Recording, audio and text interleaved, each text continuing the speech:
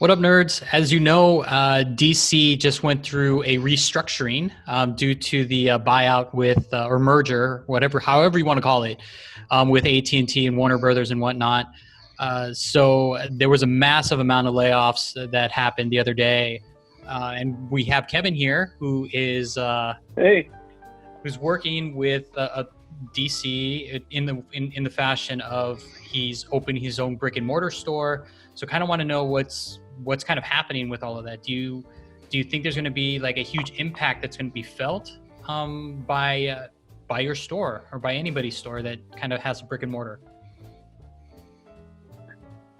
Well, so I think the biggest, so there's multiple things that are happening.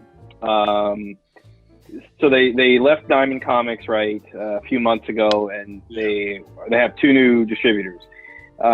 So those distributors are doing the best they can, and so there's a little bit of, it's a little challenging sometimes. They're doing the best they can. I'm trying to stay positive. So from a store perspective, I feel like that's the biggest thing that's impacting us is just the distributors are trying to work the kinks out. As far as the layoffs go and what's happening at AT&T, I mean, yeah, a lot of people there have gotten laid off.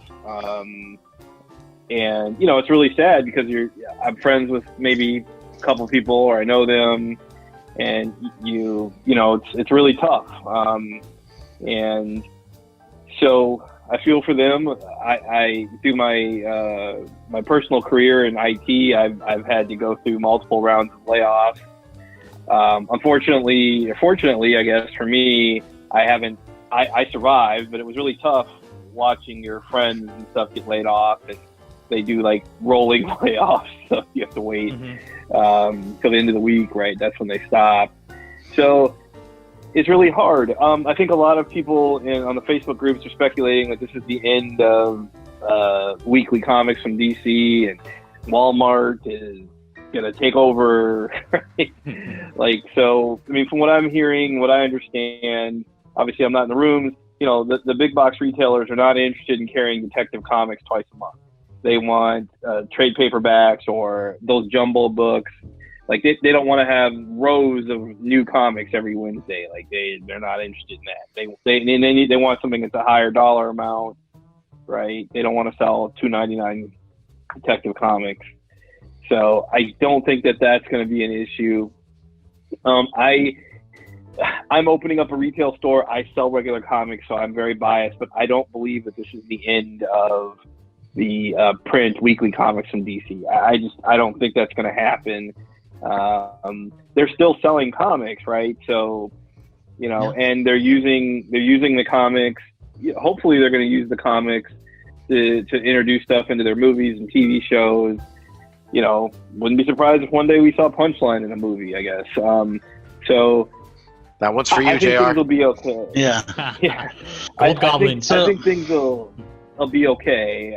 It's a bit of an upheaval right now. I mean, that's what I would say. So I'm trying to stay positive and be friendly to the folks that I know that work there. That's what I know, I guess. From everything I've read, a lot of it was redundancy. They got rid of a lot of their DC streaming service because they've got AT&T, and AT&T's got HBO. I heard they got rid of their toy line or their DC collectibles. Yeah, DC collectibles. The whole staff got let go. They got rid of that whole staff, which I'm wondering if McFarlane, that's that would exactly have been what I was going to say. So I'm wondering if they're going to start going that way. I've also heard a rumor that, and this ties in with Marvel and Spider-Man, that so Sony basically has the rights to Spider-Man, but if they get sold, they lose the rights to Spider-Man. Apple has shown interest in Sony. So I've heard the rumor is that Sony's going to sell Spider-Man back to Marvel at a premium, and then Apple is going to buy Sony, and then in turn buy DC from Warner Brothers. That's one of the rumors I have heard. and that gets Warner Brothers out of that market. But there's nothing concrete that I've heard about that. But it makes sense because DC's kind of going, okay, we're going to get rid of all the stuff that really doesn't make a huge profit for us. And because they can easily sell, they can let the license out to Todd McFarlane to do toys. If they really wanted, they can go Hasbro even and get big money. So they're just trimming the fat down and making it so it's as cheap as possible to sell and make a big profit off of it. That's what I've heard. Because none of the comic book stuff hasn't really been touched, other than like Dido got cut, but he was gone a while ago. I know the people who handle the like the omnibuses and some of those hardcover books. A lot of people those get let go, and I heard that possibly IDW Publishing is going to start doing that particular work for DC, publishing their omnibuses and hardcovers. They do it well enough for Marvel. Why not? Yeah, so that's what I heard. So I don't know. I mean, aren't they making more money with those omnibuses and trade backs than they are doing with regular comics? Well, I think they'd keep their trades. They'll sell at like Barnes and Nobles and crap like that, right? Yeah, I saw some crazy differential scales, like how much money they're making on hardcover compared to the actual single issues. Yeah, so they're making $635 million, what I remember, but they're still making $335 million on single cover. That's still a lot of money. You want to let go of $335 million in singles, right? That's still a chunk of money. Like, I'll take a percentage. You got such a big community too that would be hurting. I mean, for those issues. I mean, think about all the people that have been collecting for several years as a child and everything like that, and up and just not get issues, and now you're getting trade backs or omnibuses. I mean, that's great to have, but I mean, the nostalgia of having that issue in your hand and reading that story, it's a tough thing. For a long time, DC until recently, DC was kind of Warner Bros. Went, we're just going to let you make content. We're not worried too much about making money off of it. Just make books, because they are going to use it for movies. They haven't done that. So it's kind of one of those things, how long are they going to let them just put out these random characters? I mean, Superman, Batman, Wonder Woman, they're always going to make money. Mm-hmm. But you don't see a lot of Our Man comics anymore. You don't see a lot of Green Arrow comics anymore. Mm-hmm. So that's why I'm leaning towards, I think they're going to sell the properties off to somebody like Sony or Apple and just go, okay, we're going to cut our losses and go from there. Because they can get a pretty penny for it. If you sell the license to all those characters, they're going to get a huge payday. But I mean, DC's just so schizophrenic of how they do their work, right? So they gave J.J. Abrams, some leeway on what to do with their characters with HBO Max, but then they're going to do all this. So like, it's just the way Snyder? that business.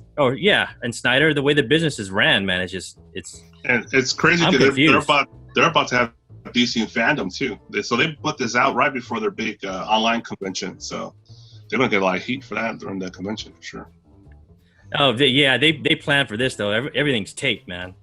So. Oh yeah, that's right. That's right. It's taped, but you could go to IGN and you can throw your comments up in the live chat. Yeah, they go live. They're dead meat, man. But yeah, I know. Right? Speaking of that, I mean, how about kind of switch gears? What about New York Comic Con? It's finally official said, hey, we're canceling this year. We're going to do an at-home version. And I heard some of their panels are going to be live, unlike San Diego's was. Yeah, because they're smart. That's why. I think San Diego really missed out on having not having live panels. That kind of made things kind of dry. For me at least. So yeah, those live panels are awesome, man. Like and have a live chat. Like I have a live chat on the side, so that fans can actually discuss on the side and interact with each other while the panel is happening. That's what makes these panels fun. That's what made Comic-Con fun, because you're next to your friend interacting, going, "Oh my God, did you see that, man? Like I can't believe we just were part of that, right?" Like it definitely was something new to kind of roll out due to this new environment that we're kind of treading. So it's their first go. I mean, they're only going to get better. I mean, if we have to wait who knows when. But this is having live would definitely have been a plus for sure. Mm-hmm. But it sounds like also in the meantime, we're going to start getting stuff like Kevin's got coming up with Crane showing up to do signings at your store. Because I know one of my local stores is having them show up. Mhm. And he's talking about try and get J. Scott Campbell.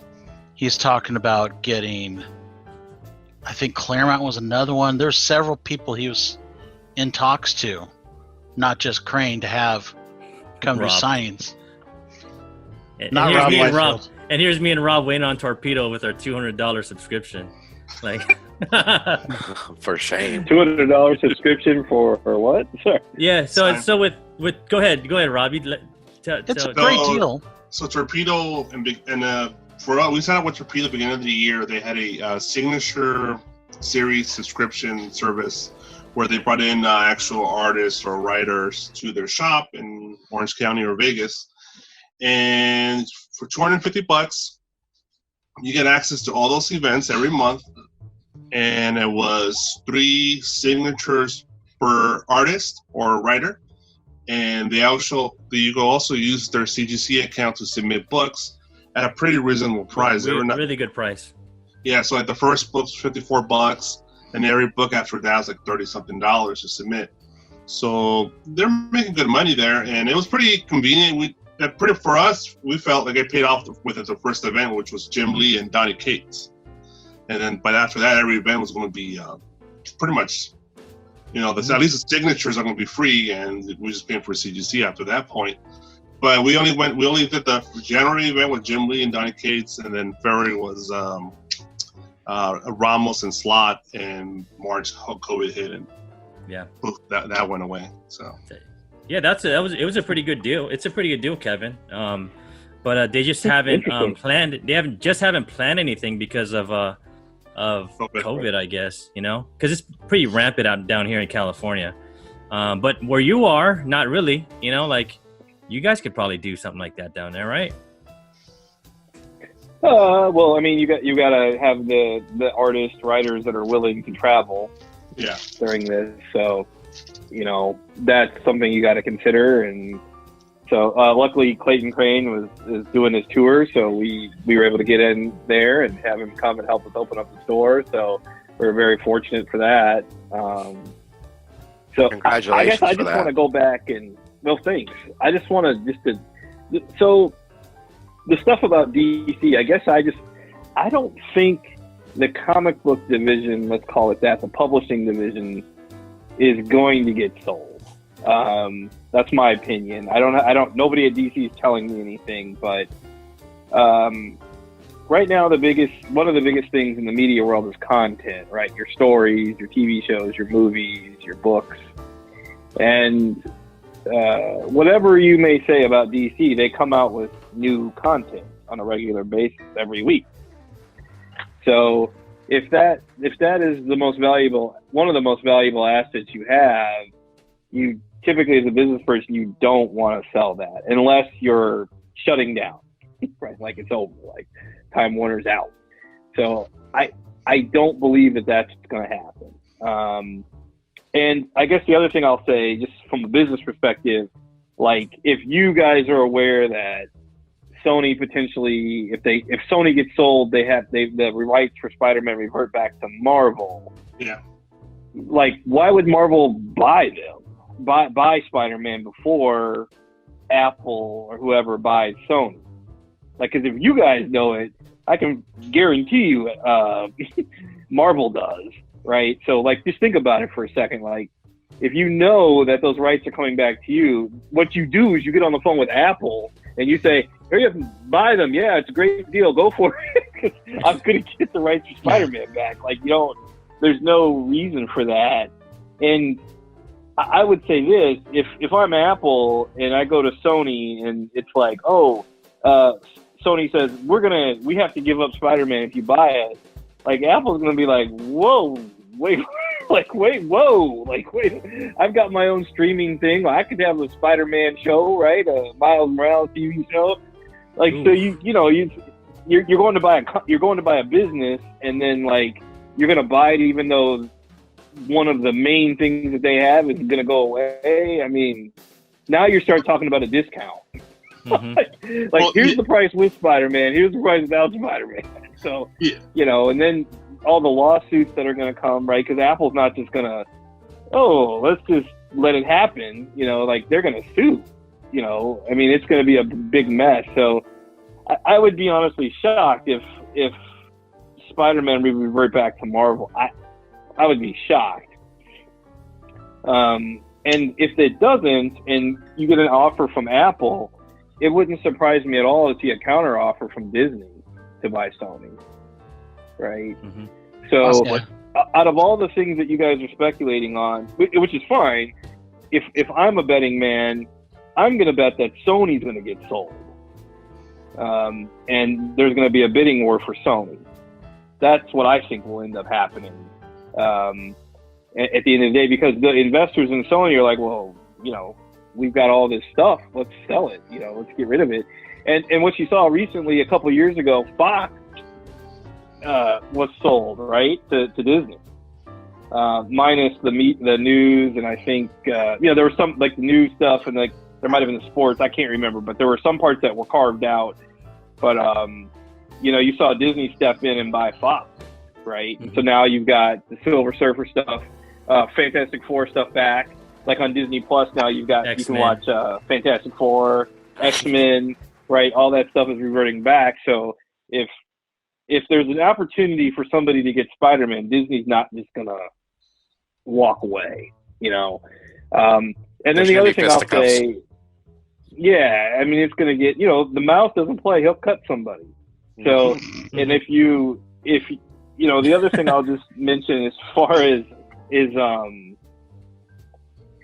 we don't know how profitable the publishing arm of DC is.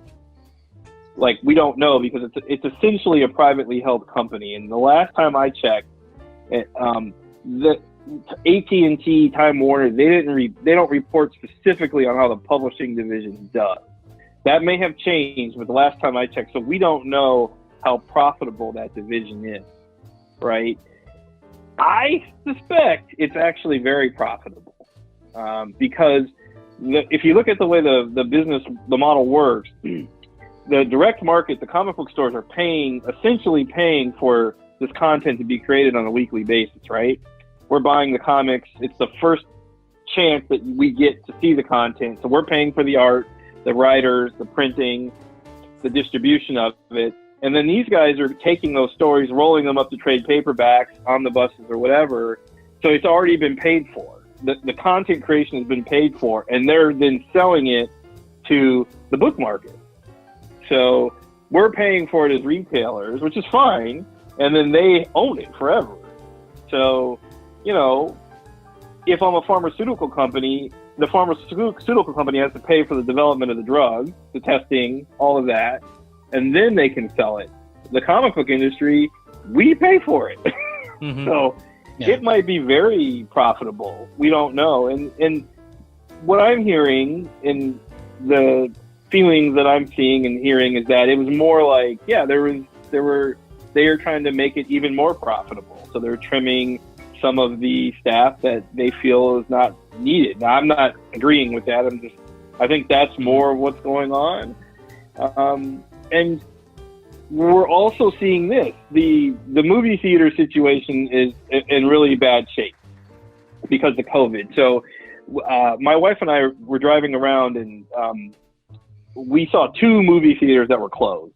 Like, not closed temporarily, like for rent closed.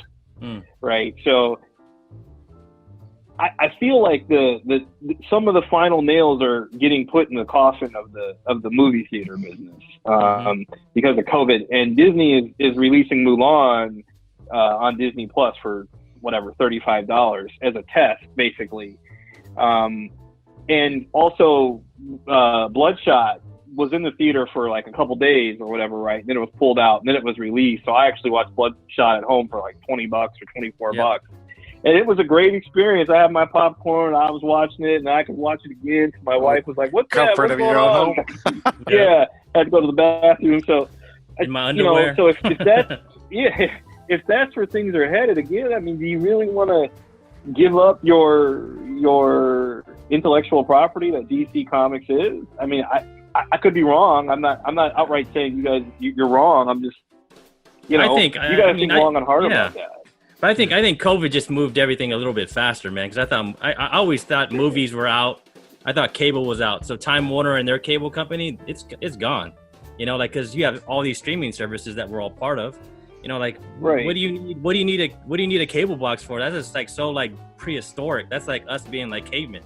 You know, like in theaters. I mean, we have our big screen TVs that are high def 2K. Yeah. Like, what do you need to go to a movie theater anymore for, right? Like. So if Mulan is successful, I'm just guessing here, then you're going to see. Are we going to see Black Widow? $30 on Disney Plus. I thought they already announced it. That rumor already. Immediate. I've heard it's happening. November. I am paying. Wonder Woman 1984. I am paying. Ready. Well, guys, is coming coming out in 2 weeks? Dude, What's what that? is New Mutants coming out, right? Is New Mutants coming out in 2 weeks? No. In the Supposed to come out in theaters. 2 I weeks. don't know Yeah. when that's coming out, but so if in these streaming services, you know, right now there's no commercials, right? So it's content. It's like, okay, I've got this new TV show, so I'm going to get all these subscribers over, and you know, I don't know. I feel like if they sold it or broke it off or chopped it up, I mean, it'd be kind of like killing the golden goose, basically. So I don't know, but I don't have a crystal ball, but that's where I see things headed. Can I ask everybody who still has cable right now? Raise your hand. Nobody. Well, define cable. The old man in the room. The old man. boomer. Caveman. Now will we Still say got that big dish? ass box. Having a box. Boomer. Having a box and being Boomer. able to change channels. Having channels. So that's cable. I have YouTube TV, and it operates just like cable, but it's Okay. you know, It's $65 streaming, bucks. though, right? Yeah. Yeah, but it's live. They have a lot of the channels are live, but so it has the same type of interface, you know, that you'd see. But that's what we use. But it's basically like cable. But it is streaming. The only There's no reason why box. I mean, honestly, Kevin, like the only reason why I would have cable is to watch my local news. And once I figured that you can watch your local news on YouTube for free, like who needs cable? Like, done. Just I have it for sports. Or buy an antenna for $4. Yeah, live sports. Yeah, right. Yeah, Or, but just for YouTube sports. TV was a good compromise for us. So Cody we got for all the sports. local channels. Mhm. What'd you say? Cody for sports. Cody for sports, bro. Or your nephew, bro. Like I call my nephew, hey man, I need to watch this football game. You're like, send me a link. There you go. Yeah. You know, like. So the other thing I'll throw out there is with these acquisitions, DC, Sony, you got to be careful of antitrust laws, right? So if Marvel were to go, let's say Disney was going to buy DC Comics, right? Somebody could pitch a fit and say that they've got a monopoly on the comic book market or publishing or whatever. So that's the other thing that has to be taken into consideration when you're dealing with this stuff. So, but again, I'm not saying anybody's wrong. I'm just telling you my feelings on it.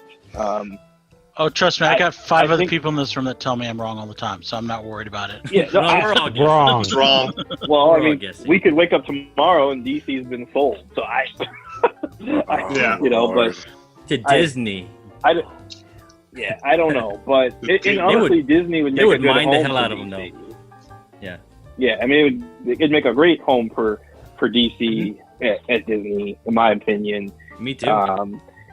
And the other thing I'll say is that right now there's a lot of private equity deals going on, right? Like, so there's not as many IPOs as you typically would see, and a lot of companies are looking at private equity because then they don't have to worry about the quarterly earnings and all that. So, you know, maybe a private equity firm buys DC Comics. I don't know, but Yeah. I will also throw this out there. You know, a lot of the folks that have been around in the comics have been around publishing for a long time, and you know, some of these guys are getting closer to retirement stuff, right? So we don't know if these layoffs were like straight up layoffs or they're like buyouts. Like, okay, Yeah, you're going to golden retire in a ticket. couple years anyway. We don't really know, you know. And I don't want anybody to lose their job, but from a creative standpoint, you know, having new editors come in and new writers and stuff is good. It you know Mhm. it brings a New blood. new perspective on things. Yeah. Tinian. Yeah. And the DC is really trying to focus on the teenage market, like with these books. And I can tell you, because my daughter's 13, they're right. I mean, because as a parent, if my daughter says, "Hey, I want to read young Harley Quinn or whatever the heck it is," I can't remember the name of the series. You know, oh my gosh, you want to read a book? I'll get it. You know, it's like so. They're definitely, you know, and my daughter likes all those TV shows like Black Lightning and Arrow, you know, so all that stuff, like the Flash. So they're making the right decision, because as a parent, I'm going to spend money on that stuff for my kids. But my heart goes out to those guys. My prayers are with those guys that got let go. Definitely. I'm not happy about that. So I'll just say that. But Yep. yeah. Well, But We Go ahead, Rob. definitely wish those people luck for sure. I mean, and hopefully they can bounce back and find something that's within their wheelhouse, and they can continue to move forward and press on. So I think we're going to see potentially some new publishing companies form for creator-owned stuff. I've talked Probably. to some artists, and they're independently, without me bringing it up, they both said the same thing, that they're looking at that. So they want some stability. Mhm. So, Don't blame there could be some good stuff coming out of this. Definitely. But I guess I try to stay positive. yeah. Well, we'll see. So, And that's all we can do here on the Team Nerd Herd Show is stay positive. And we're hoping all these changes do not affect the thing that we love and affect the stores that we love, like Kevin's store and me and Nick's store and JR's and everybody else's stores that we always hang out with. But in closing, we want to thank Kevin for joining us over here on our what if and our top picks. Where can everybody find you, Kevin? I mean, I think everybody knows, but you want to let them know again? Sure, frankiescomics.com, and we also have a Facebook group that people can join, and a Discord chat. And September 5th, we'll be opening up our first brick and mortar store. I'm gonna put my house on sale in California. Congrats. Well, Can't wait. I don't know where you live in California, but Get out of COVID country. But JR, you want to let everybody know where they can find us, man? You can find us on Facebook and Instagram. Team Nerd Herd Podcast, all one word. You can go there. We have polls going on all the time, talking trash to each other sometimes. A lot of times promoting the show. What else do we got? I think that's about all we've got. So, Ian, why don't you tell us what else we need to know? I think that's about it. And like you said, you can find us at Team Nerd Herd Podcast on Facebook and Instagram and on Twitter. But I want to thank you guys all for showing up and hanging out with us for an hour. And we really appreciate all the support. Don't forget to hit that like and subscribe button. And I'm going to ask Nick down there, man, you want to send us off, bro? Yeah, because if you want to do it right, collect what you like. Do it. Nice.